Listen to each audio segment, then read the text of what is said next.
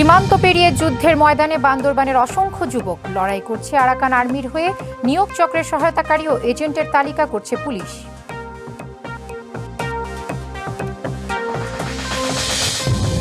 লাগাম ছাড়া চট্টগ্রামের আইনশৃঙ্খলা পরিস্থিতি। দিনে দুপুরে হত্যা, চাঁদা না পেয়ে ব্যবসা প্রতিষ্ঠানে সশস্ত্র হামলা ঘটছে অহরহ। আতঙ্কে বাসিন্দারা।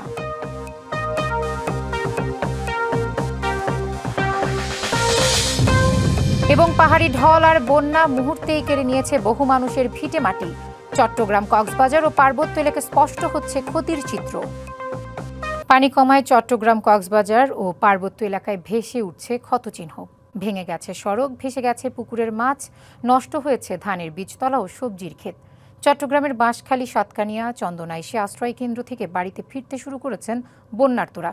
তবে এখনও পানিবন্দী লাখো মানুষ। বন্যা পরিস্থিতি উন্নতি হয়েছে কক্সবাজারের সদর, রামু, ঈদগাঁও, উখিয়া ও টেকনাফে। তবে পেকুয়া ও মাতামুহুরীর নিম্নাঞ্চলে এখনও পানিবন্দী অনেকেই। রাঙামাটির সার্বিক বন্যা পরিস্থিতির উন্নতি হলেও বাঘাইছড়ি ও বিলাইছড়ির কিছু নিম্নাঞ্চল এখনও পানির নিচে। একই চিত্র খাগড়াছড়ির দীঘিনালারও। জেলায় অন্তত 1000 হেক্টর জমির আমন, বীজতলা, আউশ ধানের চারা, বিভিন্ন ধরনের সবজি ক্ষেত ক্ষতিগ্রস্ত হয়েছে। ভেসে গেছে পুকুরের মাছ, ক্ষতিগ্রস্ত অভ্যন্তরীণ ও গ্রামীণ সড়ক। সব শিক্ষা বোর্ডের পরীক্ষা স্থগিত। পরীক্ষার প্রশ্নপত্রে ভুলের সঙ্গে জড়িত ব্যক্তিদের শাস্তি সহ 3 দাবিতে চট্টগ্রামে বিক্ষোভ করছেন এইচএসসি পরীক্ষার্থীরা। বেলা 11টায় নগরের মুরাদপুরে চট্টগ্রাম শিক্ষা বোর্ডের প্রধান ফটকের সামনে বিক্ষোভ শুরু করে তারা। এ সময় সিডিএ অ্যাভিনিউ সড়কের এক পাশে যান চলাচল বন্ধ হয়ে যায়। বিক্ষোভকারীরা বলেন, দেশের বিভিন্ন বন্যা কবলিত এলাকায় অনেক পরীক্ষার্থী পানি ও দুর্যোগের কারণে পরীক্ষা কেন্দ্রে পৌঁছাতে পারেননি। এমন পরিস্থিতিতে পরীক্ষার তারিখ পরিবর্তনের দাবি জানানো হলেও তা আমলে নেওয়া হয়নি। ফলে বাধ্য হয়ে তারা রাজপথে নেমেছেন। দাবি না মানা হলে শিক্ষামন্ত্রীর পদত্যাগের দাবিতে আন্দোলন শুরু হবে বলেও জানান কর্মসূচিতে শিক্ষার্থীরা।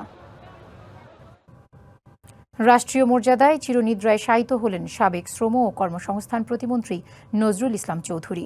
সকালে চট্টগ্রামের কাঞ্চনাবাদে পারিবারিক কবরস্থানে তার মরদেহ দাফন করা হয়। এর আগে কাঞ্চনাবাদ বহুমুখী উচ্চ বিদ্যালয়ের মাঠে জানাজা অনুষ্ঠিত হয়। জানাজার আগে তাকে গার্ড অব অনার জানানো হয়। বিয়োগলে করুণ সুর ও 1 মিনিট নীরবতা পালন করা হয়। দীর্ঘদিন ধরে বার্ধক্যজনিত বিভিন্ন রোগে ভুগছিলেন সাবেক শ্রম ও কর্মসংস্থান প্রতিমন্ত্রী নজরুল ইসলাম চৌধুরী। গতকাল রাজধানীর এভারকেয়ার হাসপাতালে চিকিৎসাধীন অবস্থায় তিনি শেষ নিঃশ্বাস ত্যাগ করেন।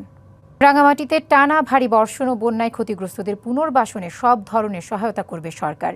বিলাইছড়ি উপজেলার বিভিন্ন দুর্গত এলাকা পরিদর্শন করে কথা জানিয়েছেন সংসদ সদস্য দীপেন দেওয়ান। এ সময় দুর্যোগে ক্ষতিগ্রস্ত ব্যবসায়ী ও সাধারণ মানুষের সাথে কথা বলে খোঁজ খবর নেন। জানান, বন্যায় দুর্গতদের সহায়তায় সবকিছুই করা হবে। অর্থ কিংবা ত্রাণ কোনো কিছুরই সংকট নেই। পরে ক্ষতিগ্রস্তদের মাঝে ত্রাণ বিতরণ করেন এমপি। এ সময় উপজেলা নির্বাহী কর্মকর্তা জাকির হোসেন সহ স্থানীয় ও জেলা বিএনপির নেতাকর্মীরা উপস্থিত ছিলেন। পরিদর্শন শেষে উপজেলা পরিষদে বিভিন্ন স্তরের কর্মকর্তাদের সাথে মতবিনিময় সভা করেন দীপেন দেওয়ান। রাঙামাটির বিলাইছড়ি উপজেলায় বন্যা দুর্গতদের মাঝে ত্রাণ বিতরণ করেছে বিদ্যানন্দ ফাউন্ডেশন। উপজেলার বিভিন্ন এলাকায় স্বেচ্ছাসেবীরা বানভাসী মানুষের কাছে ত্রাণ পৌঁছে দেন। যেসব পরিবারের রান্নার সুযোগ রয়েছে তাদের জন্য আটা, ডাল, ভোজ্য তেল, লবণ, ওর স্যালাইন সহ প্রায় 8 কেজি খাদ্য সামগ্রী দেওয়া হয়। অন্যদিকে যাদের ঘরে এখনও পানি রয়েছে তাদের জন্য শুকনো খাবার বিতরণ করা হয়। বিলাইছড়ি উপজেলায় এবার 5 মেট্রিক টন খাদ্যশস্য বিতরণ করা হবে বলে জানান বিদ্যানন্দ ফাউন্ডেশনের বোর্ড ডিরেক্টর। কক্সবাজারের পেকুয়ায় সাম্প্রতিক বন্যায় ক্ষতিগ্রস্তদের মাঝে ত্রাণ সামগ্রী বিতরণ করেছে বিমান বাহিনী। এই উদ্যোগ নিয়েছে বিমান বাহিনীর কক্সবাজার ঘাঁটি। দুপুরে রাজাখালী সরকারি প্রাথমিক বিদ্যালয় মাঠে উপজেলার বিভিন্ন এলাকায় 500 পরিবারের মাঝে শুকনো খাদ্য সামগ্রী বিতরণ করা হয়।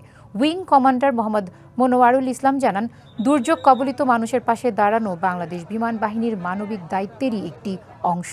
ভবিষ্যতেও প্রয়োজন অনুযায়ী এ ধরনের সহায়তা কার্যক্রম অব্যাহত থাকবে। ডিবিসি চট্টগ্রাম সংবাদে ছিল এখনকার মতো। ডিবিসি নিউজের সংবাদগুলো পড়তে ভিজিট করুন dbcnews.tv আর ভিজিট করুন ডিবিসির ফেসবুক পেজ এবং ইউটিউব চ্যানেল।